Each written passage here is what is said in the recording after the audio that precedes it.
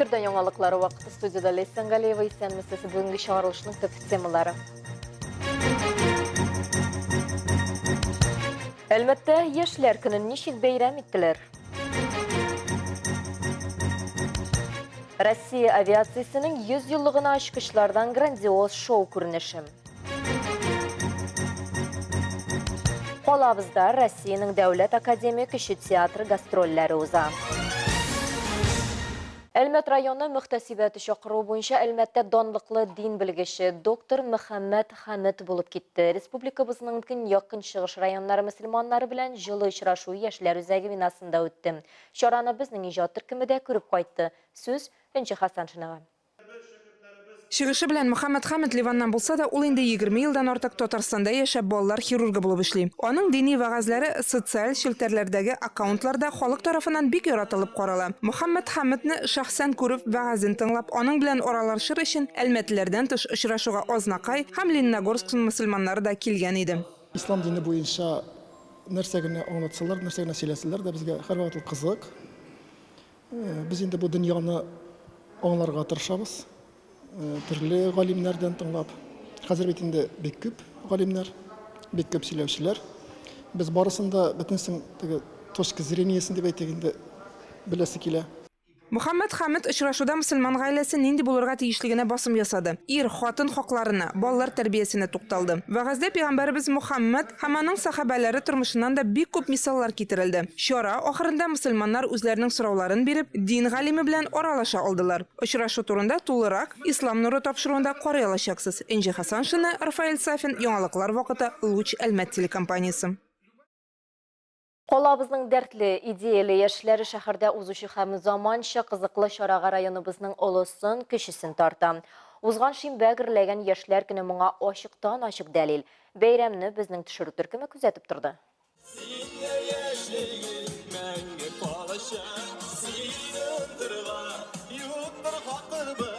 Бәйрәм 2 локациядә үткәрелде. Индустриаль сквердагы мәйданчыкны бию батылы бизәде. Һәркем үзенең бию осталыгын күрсәтә алды.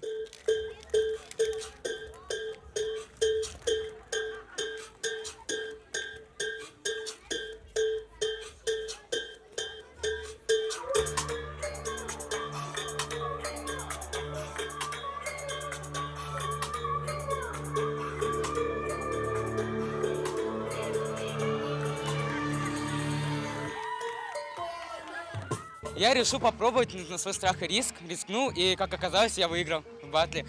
И самое интересное, что батл был не как 2 на 2, а трое. Получается, нас трое, и с троих я выиграл. Бәйрәм кунаклары төрле мастер-класслар, интерактив уеннарда да теләп катнашты. Биредә фуд-корт, фотозоналар, шаржистлар, стиль уеннарын лаунж зонасы күзәтелде.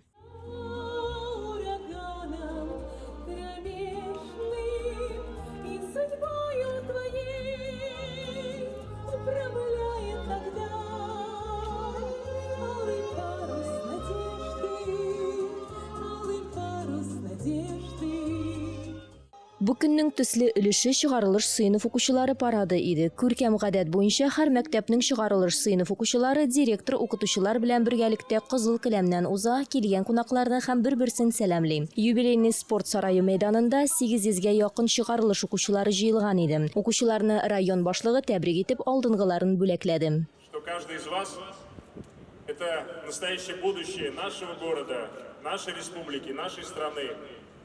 Ваше поколение обязательно сделает нашу жизнь еще лучше, еще интересней. Кичә ачык һавадагы дәртле концерт дискотекасы белән тәмамланды.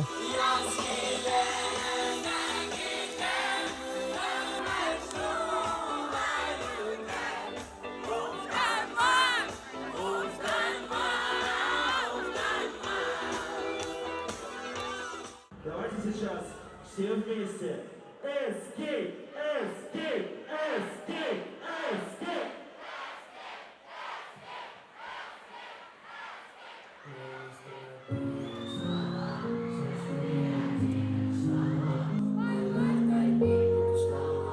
И ты одной со мной, мои мысли на все ушли, я один, это соло.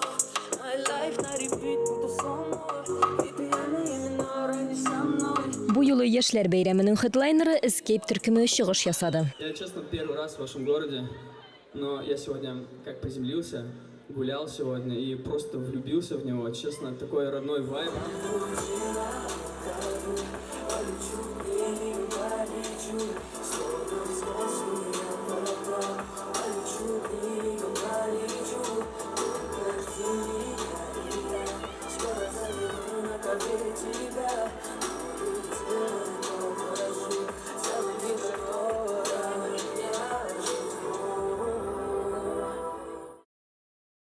Азнакайдада яшьләр көне югары ноталар астында узды. Шәһәрнең Ишкәев исемендәге ял паркында олысы да кечесе дә җыйналды. Бәйрәмне оештыручылар яшьләр белән эшләү һәм туризм буенча идарә хезмәткәрләре.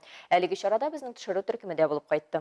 Поставим на всю, и соседи не спят, кто под нами внизу. Вы простите меня, а поделаю и до утра. Это юность моя. Бәйрәм белән азнакайлыларны район башкарма комитеты җитәкчесе урынбасары Дамир Гыйләҗев тәбрикләде. Яшьлек инде ул. Ул барыбыздан да үткән, һәр кешенең күңелендә менә шушындай ялкын, һәр вакытта да дәрт, шушындай умтылыш, һәр вакытта да эшне булдырырга тырышу ул һәр кешенең күңелендә.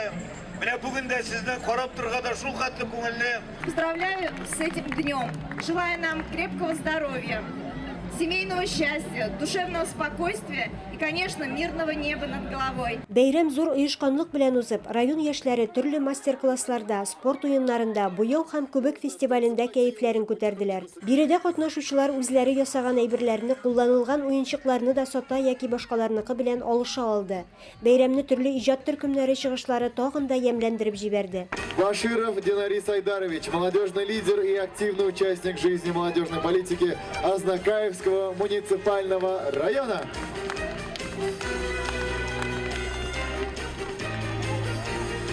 Кичке якта Азнакай яшьләре өчен дискотека оештырылды. Илмира Шәрифуллина, Рөстәм Әкбаров, яңалыклар вакыты, Луч Әлмәт телекомпаниясе.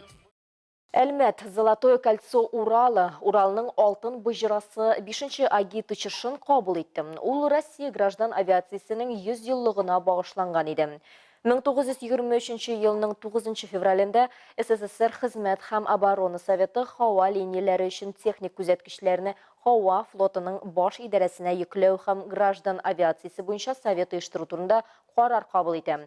1923 елның 17 мартында беренче ирекле һава җәмгыяте Добролет барлыкка килә. Ул гражданнар взнослары хисабына үсеш ала. Шулай итеп, Россия авиациясе ул вакыттагы авырлыкларга карамастан илгә кирәкле тармак булдыру өчен берләшкән халык ярдәме белән туган. Бүген Россия граждан авиациясе транспорт комплексының гына түгел, бөтен Россия икътисадының иң мөһим тармакларының берсе булып тора. Бәйрәм уңаеннан һава программасы илебезгә хөрмәт йөзеннән Россия Федерациясе, Татарстан һәм Башкортстан республикаларының дәүләт флагларын күккә күтәрүдән башланды. Первый ведущий самолет Оксана Тимофеева несет флаг Российской Федерации. Иртәдән үк Пойма аэродромында балалар белән авиаквест узды. Алар Уфа пилотларыннан авиация турында күп кызыклы яңалыклар белеп сорауларына җавап таба алды. Яшь авиаторлар авиаквест җиңүчеләре күккә самолетларда күтәрелү мөмкинлеген яулады. Димәк, күпләрнең самолетта очу хыялы чынга ашачак. Биредә самолетлар күргәзмәсе, күкне һәм самолетларны рәсемгә төшерәбез дип исемләнгән сәнгать мастер-классы да узды. Дети — это, по большому счету, элемент такой ранней профориентации молодежи, по которой мы привлекаем, пытаемся привлечь, какую-то передать любовь к авиации. Может быть, у кого-то из них возникнет желание, летчиками стать или работать в авиации.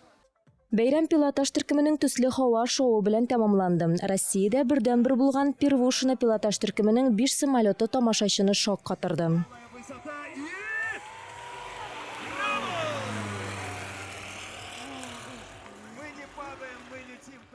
Әлеге агитация очышы Пермь өлкәсеннән башланган. Аннан Чиләбегә очып, Башкортстанга һәм Татарстанга килгәннәр. Очыш Оренбургта тәмамланачак.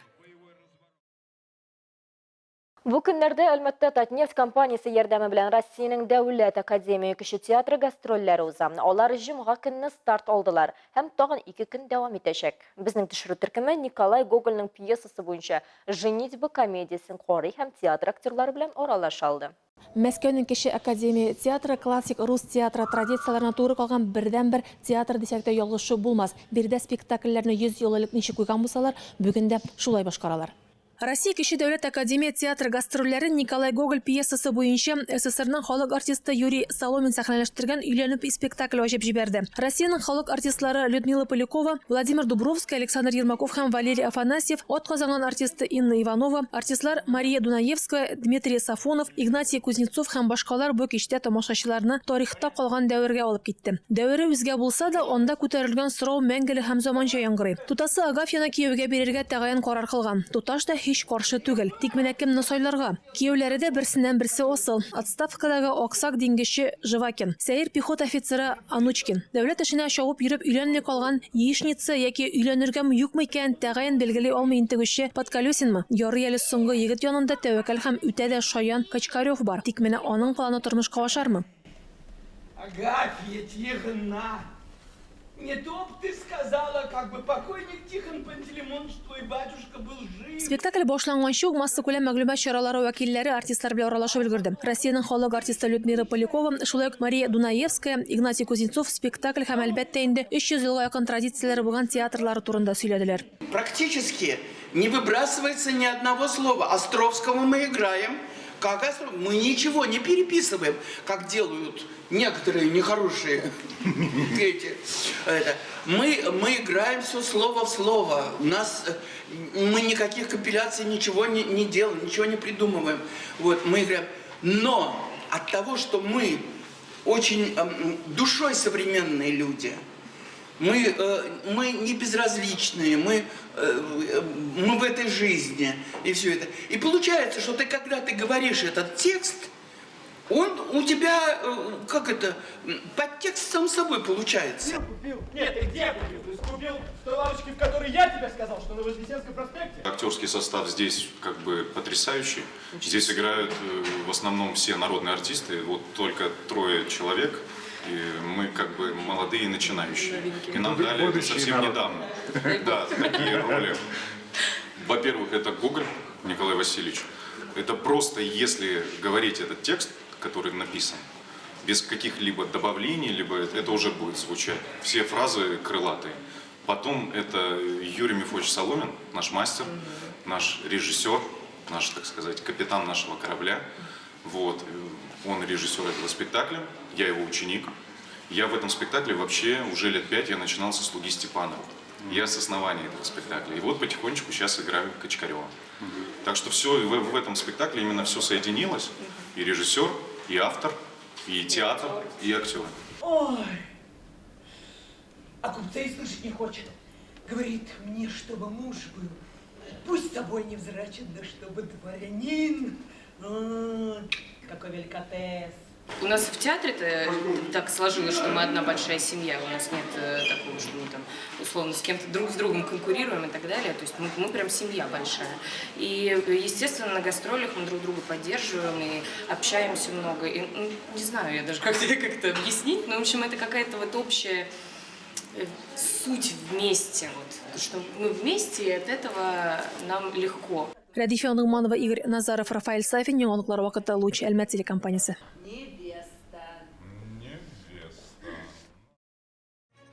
Бүгінге шулар иде. Мин Лейсан Галиева һәм монтаж операторы Динара Гайнутдинова сезнең белән сау булашабыз. Исән сау булыгыз.